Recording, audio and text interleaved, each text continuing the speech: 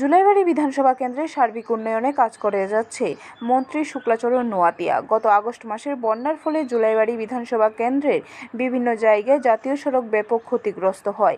দীর্ঘ অনেক মাস অতিক্রান্ত হবার পরেও জাতীয় সড়ক কর্তৃপক্ষ কোনো প্রকার পদক্ষেপ গ্রহণ করছে না। এর ফলে বাড়ছে জনদুর্ভোগ। এতে করে যান চলাচলে বিশেষ অসুবিধার সম্মুখীন হতে যাচ্ছে। যে কোনো সময় দুর্ঘটনা ঘটে যাওয়ার আশঙ্কা থেকে যাচ্ছে। এই সকল কথা জানার পর দক্ষিণ জেলা জেলাশাসককে নিয়ে জুলাইবাড়ী সাচিরামবাড়ী এলাকা সংলগ্ন ভগ্নদশায় থাকা জাতীয় সড়ক ও বিভিন্ন ক্ষতিগ্রস্ত রাস্তা পরিদর্শন করলেন মন্ত্রী শুক্লাচরণ নোয়াতিয়া। মন্ত্রীর পাশাপাশি এই দিন পরিদর্শনে ছিলেন জুলাইবাড়ী পঞ্চায়েত সমিতির chairman Tapas Dutta, Julaibari BSC chairman Ashok মগ, জুলাইবাড়ী ভিডিও সহ এলাকার জনপ্রতিনিধিগণ।